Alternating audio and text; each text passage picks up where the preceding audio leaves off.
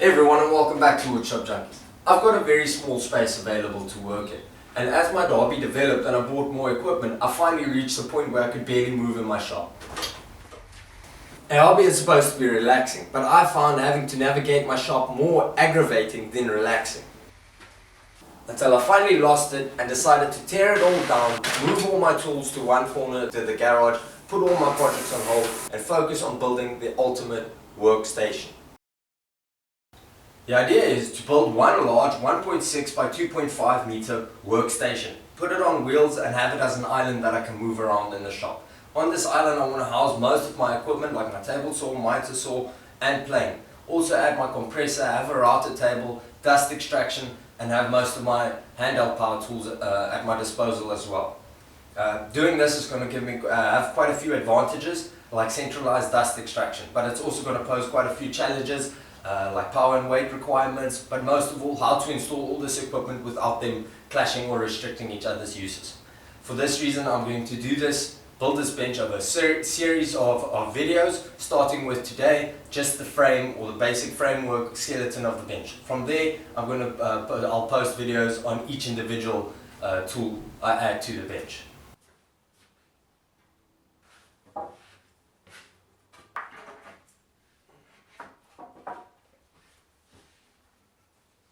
As you can see, the workstation is going to be quite large, but all of this is going to be removed, giving me space to move around the outside, and because it's on wheels, it's going to give me much more mobility and usability in the small space I have available.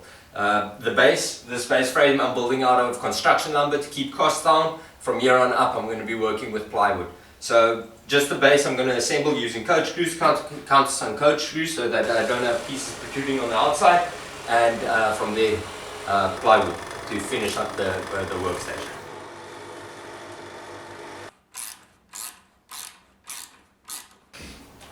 The base frame was going to be my reference point from here on out, so I spent a little extra time getting it just right, even weighing down already assembled corners with whatever I could find as to limit any unwanted movement.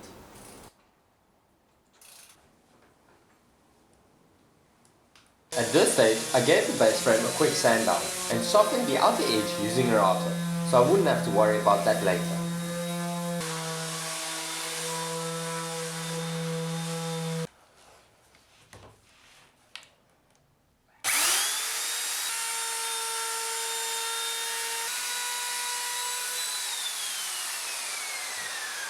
And that's pretty much it for the base frame, guys. You may notice there's a bit of a lack of cross-sectional bracing. That's because the paneling that gets installed now vertically will add to the integrity of the base. So that support and bracing will be supplied by the panels that I install now.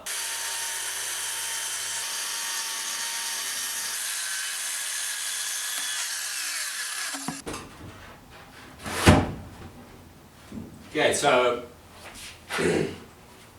as for the paneling, you can see it's been cut. I made this cutout here in the center so that the panel reaches to the bottom of the frame, giving me maximum cross-sectional support or bracing.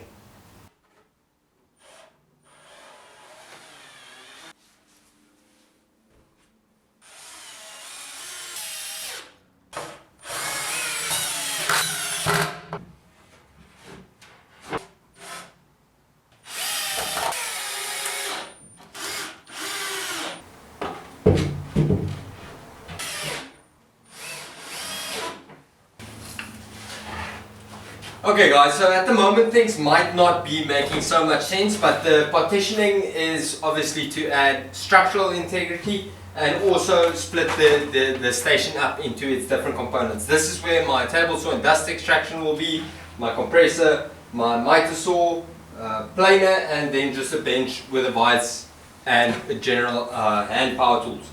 I'm just going to add the 4 corner posts right now, flip it over, add the wheels, and then I'm ready to put the top on.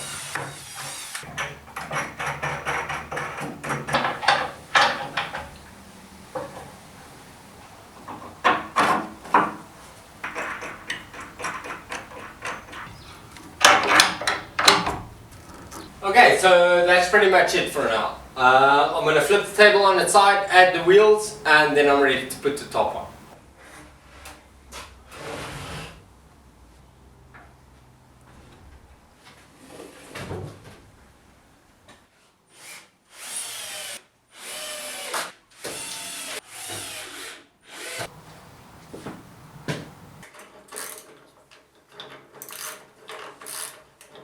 Okay guys, so I got the bench on its side now, attached all the paneling from underneath and put 8 wheels on here. Now I am planning on putting a lot of weight on this bench, that's why I got 8 wheels spread out over the entire surface. These ones in the middle, I just added another piece of wood here on the inside to attach it. This one is spacer, so they're all sitting level, and that's it. It may be a little bit of overkill, but you know, I'd rather be safe than sorry.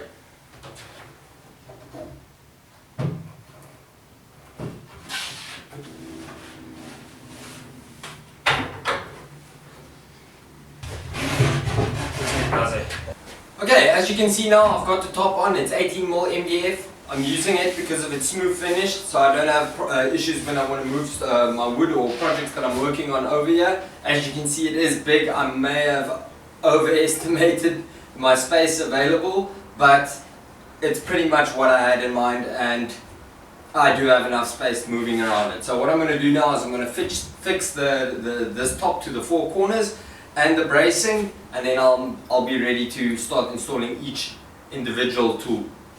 Okay, so I'm going to attach the top to the station on the 4 corners and certain strategic points on the center as well.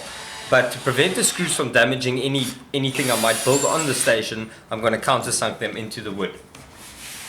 And that's it guys, the top is fixed around the outer edge to the base, the partitioning and the corner posts here, and that concludes part 1 of the ultimate woodworking station build. It might seem that I'm very restricted. While I'm away working on video 2, I'm going to be stripping all of this out and freeing up a lot of space around, or what the space I have available around the bench. At this stage it might seem like there's a little bit too little support under the top, but as I continue, I'm going to be removing sections of the top for the table saw and the miter saw and the planer. I'm going to add additional paneling and fixing the top at more places as I go along. So at this stage it can't really be used for anything specifically until it's properly done. So if you want to see that, remember to subscribe, and thanks for watching.